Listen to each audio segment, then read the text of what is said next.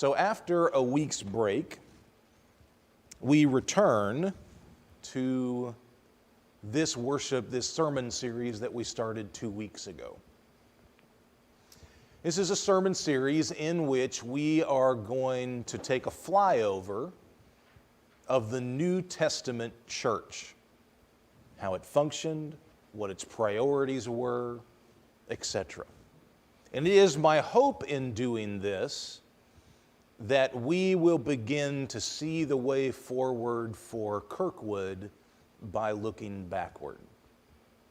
I hope that in this series your sacred imagination is sparked, that you begin to have creative and new ideas for how we can thrive and how we can reach the community around us.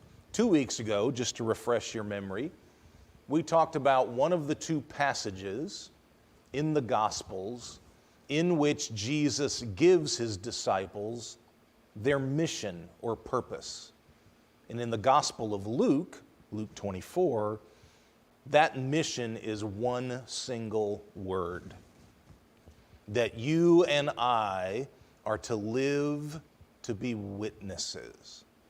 I remember very vividly doing some consulting work for a church over 10 years ago now.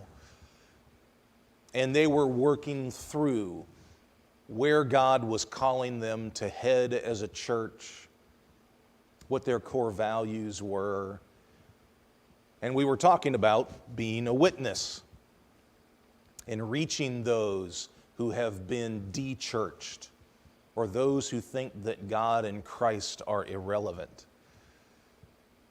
And somebody at one of these meetings, one of the core leaders in the church, raised their hand and said, "I just want you to know that I don't think we're that kind of church.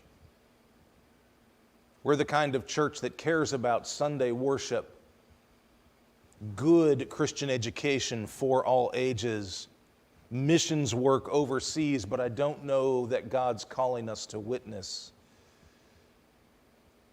And my response to him was a question, and it's the same question I'd give you. Can you be a church at all if your core identity is not to follow the one-word mission statement that Jesus has given you? It's not unlike being a car without an engine.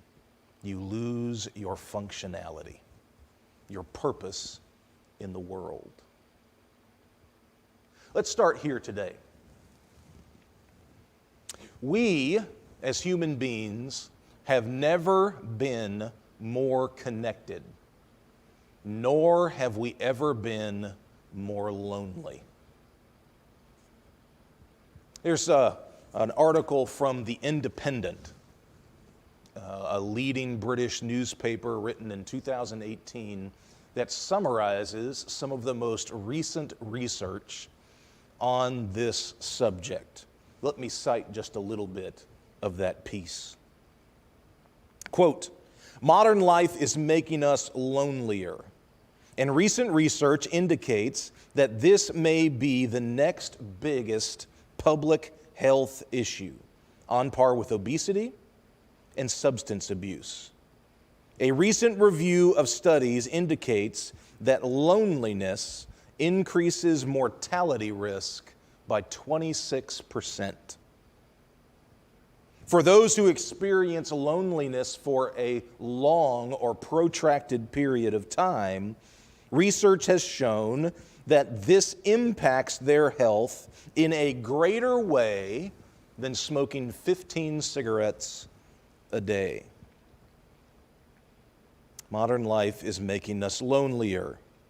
And this has only continued to increase or escalate over the last 2 decades, as we feel less connected to others and our relationships are becoming more superficial and less rewarding.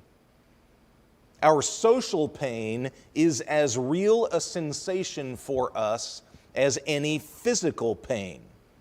Research has shown that loneliness and rejection actually activates the same parts of the brain as physical pain might do for us too.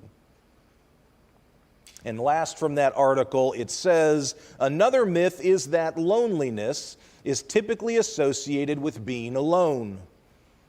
But it also affects people when they are surrounded by others and well connected socially. Why is this? Because loneliness is about the quality, not the quantity of your relationships. So a person may have lots of friends and still find that their needs for social contact are not being met.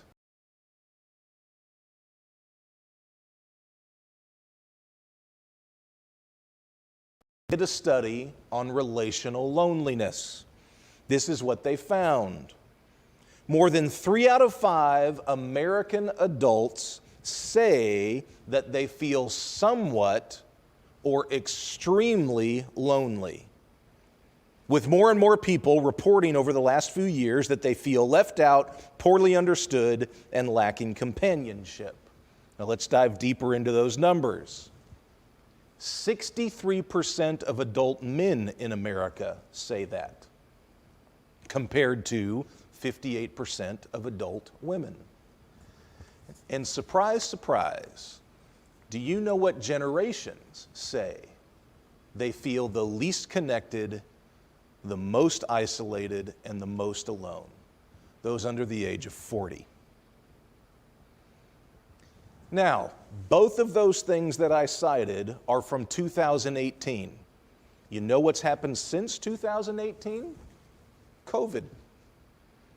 You want to bet that, like in so many other places in our society, COVID has been a catalyst or an accelerator of this pre-existing condition, this catastrophe of loneliness that plagues us as adults.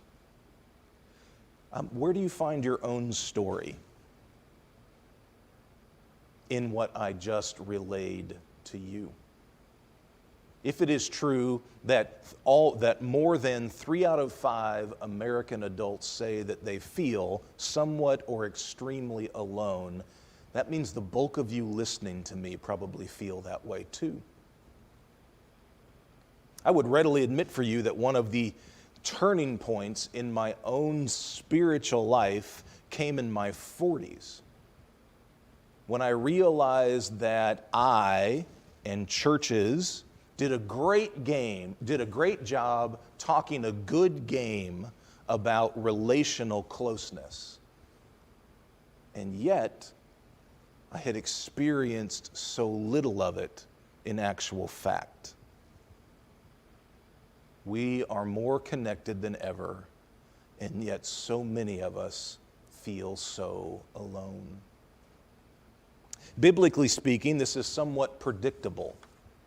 Woven into the Christian creation story are the consequences of the human race's desire to be autonomous from God. And the first one, the very first one in that creation story, has nothing to do with God himself. In Genesis 3, chapter 3, verse 7, we are told that when the human race committed its rebellion against God and his love and oversight, the first thing that happened is we got scared of each other. And we hid from one another. The way it is said in Genesis 3:7 is that Adam and Eve saw that they were naked, and desiring to hide from one another, they made clothing to wall themselves off from each other.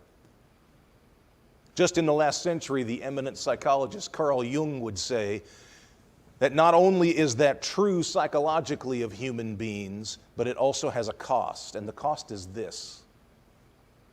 Because you and I choose to live scared of and apart from one another, not only do we not know other people fully, but we do not know ourselves fully.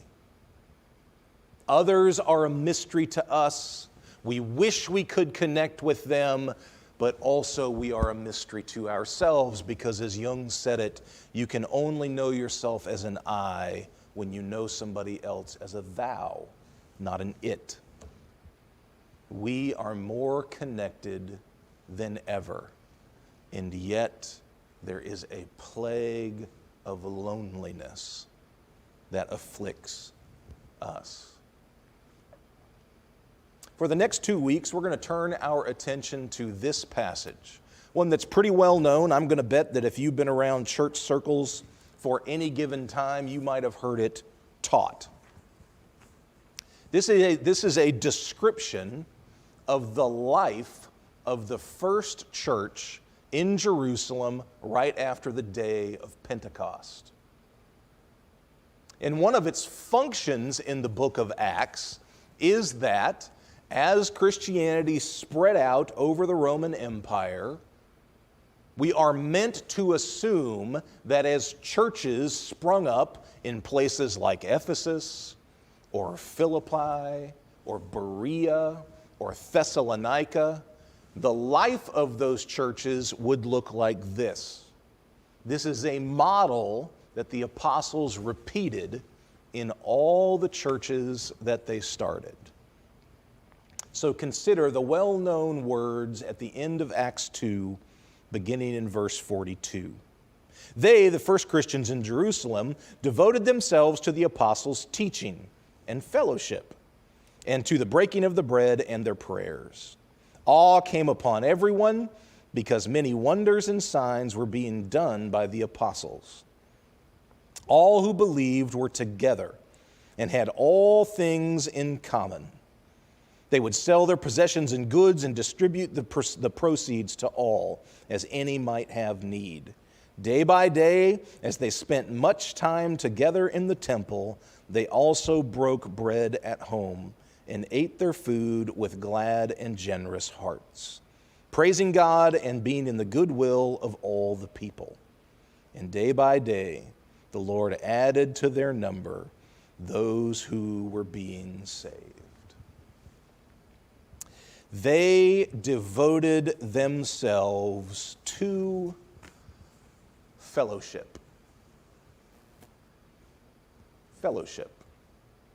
Now, in the ancient Greco-Roman world, fellowship was not a term that was started by Christian people. It was actually in fairly common usage, like so many other terms in the New Testament, in just the wider culture. Epicurus, for example, the famous Greek philosopher, liked to use the word group from which we get the English word fellowship. But it had a particular meaning in the Greco-Roman world. It had to do with what you and I might call our social compact, or political allegiances, or governmental officials working together for the good of the city or the town. And what the first Christians did is they came along and they took this rather esoteric term, fellowship, they co-opted it, and they transformed it. They made it mean something far more deep than the Greco-Roman world had ever even imagined. Now, flash forward with me to our day and time in the 21st century. Unless you happen to be reading the first book in Tolkien's Lord of the Rings series, fellowship is a word that you pretty much only hear in church. It is the epitome of a churchy word. It has really lost almost all meaning to those outside of the church. And moreover, the way that we tend to use this word in the modern church is really a fairly small or insufficient way when you compare it to its full New Testament meaning. If fellowship in the New Testament is a full 4-note musical chord, what the modern church tends to do with the word is just play one note over and over and over again. Fellowship is far more than the break between worship services when you can have coffee with somebody. Fellowship is far more than just going to a meal with somebody. Fellowship is far more than a potluck lunch. This is what you will see in the New Testament.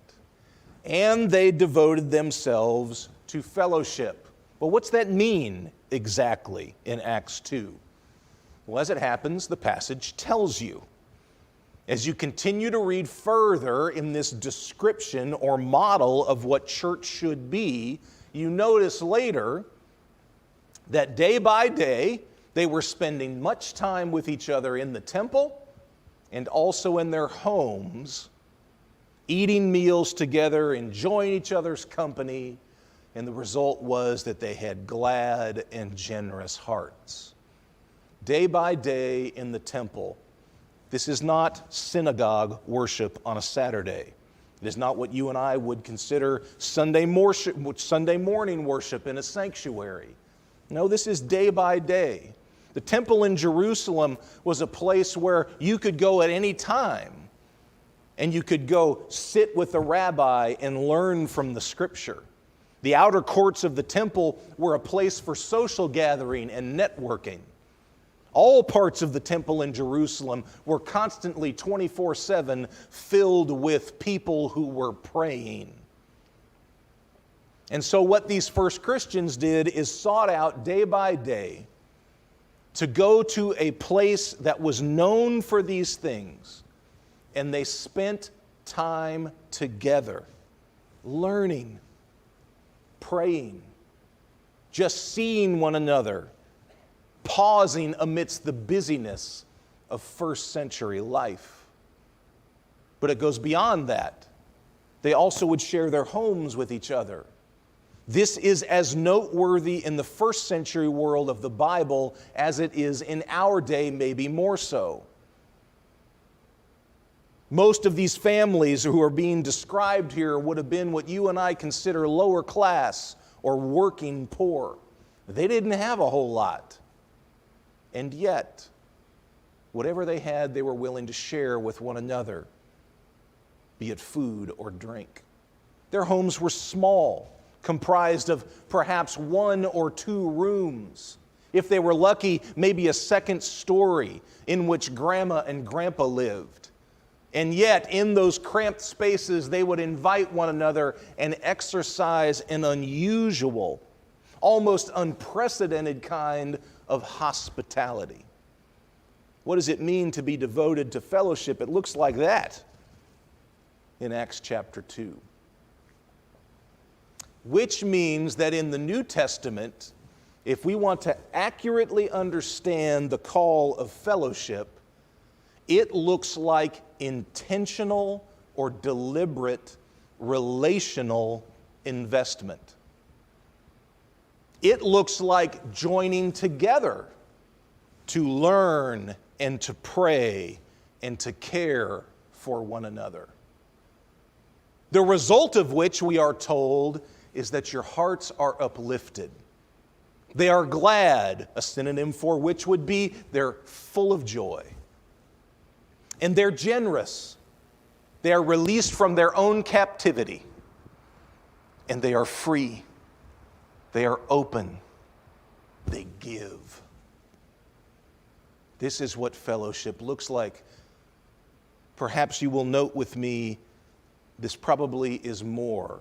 No, probably is the wrong word. This is most certainly more than merely attending church on Sunday morning. This is also insightful because perhaps you have been struggling with a lack of gladness or joy. You have felt constricted in your own heart, and you thought the problem was you. Well, Acts chapter 2 gives you another option. Maybe the problem is you're lonely. You feel cut off from people. You have not been paying enough attention to the relational component of your spiritual life. And as such, your heart has dwindled in size, capacity, and gladness. Do you know that one of the leading studies on adult spiritual growth in the last 20 years, coming out of Chicago, a large megachurch in Chicago, has shown that for Christians at different spots in their spiritual life, gathering together in a way that is characterized by the word fellowship, smaller gatherings, shared learning and life, those smaller gatherings almost all the time over the course of your spiritual journey are going to be more important to your growth than Sunday morning worship. What we have called in our day and times things like Sunday school class, small groups, life groups, spiritual friendships, mentors, partners, these are catalysts for growth, the study found, with a continuity and a consistency that won't always be true in Sunday morning worship, which means your relational life as a Christian is a spiritual discipline or habit, every bit as much as your prayer life, your Bible reading, or your service. Now, I'll bet if I asked some of you, so how do you go about keeping your relationship with God close? How do you work on it? How do you keep it secure? You could probably rattle off for me some of the routines or rhythms that you have established for yourself in your own spiritual life. When you pray, how you pray, what you're studying right now, what part of the Bible maybe you're reading in your devotions, what kind of devotionals you use in your life, how you employ Christian music as a way of uplifting you and reminding you of God's grace and love. All those things are great. But in the New Testament, your relationship with other Christians rises to that level too. You are supposed to exercise the same purposefulness, the same intentionality about your relationships as you are with all that other stuff.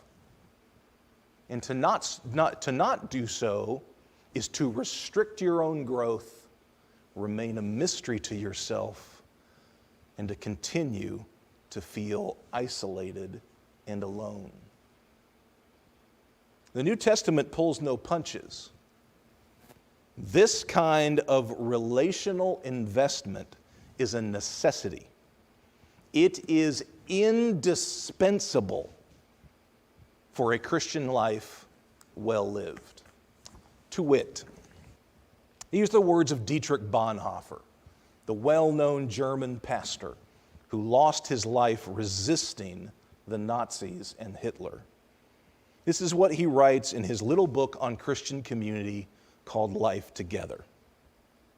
God has put His word into the mouth of others in order that it may be communicated to us. God has willed that we should seek and find His living word in the witness of a brother, in the mouth of another person. Therefore, the Christian needs another Christian who speaks God's word to him. He needs him again and again when he becomes uncertain and discouraged, for by himself he cannot help himself. He needs his brother as a bearer and proclaimer of the divine word of salvation.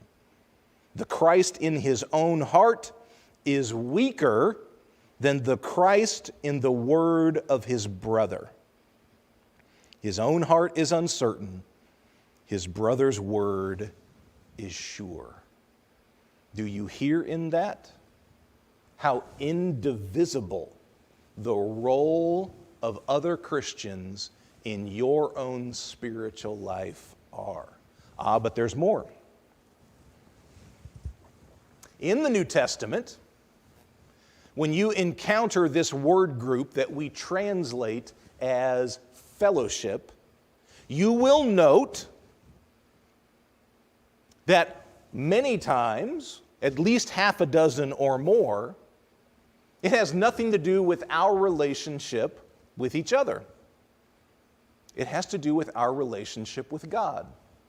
God the Father, in some cases, Christ in other cases, God's Spirit in yet even other cases.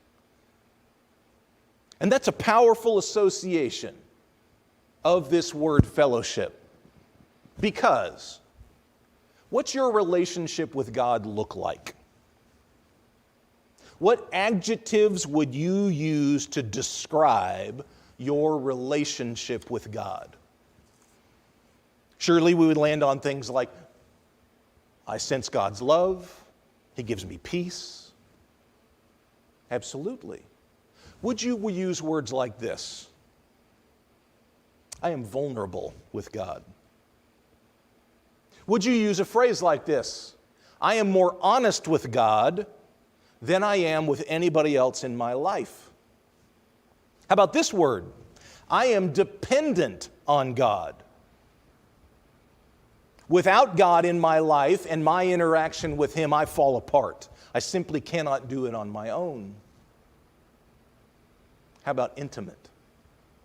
God knows me intimately, like no other. And now do you get it? By using the word fellowship about our relationship with God, and then also using the word fellowship about what's possible between us as human beings and followers of Jesus, the New Testament is making an ever so bold claim. You and I can be as close to one another as you feel like you are to God. That vulnerability and intimacy that you have with God, you can have with other people if you prioritize them, invest in them, care about them. What an extraordinary claim.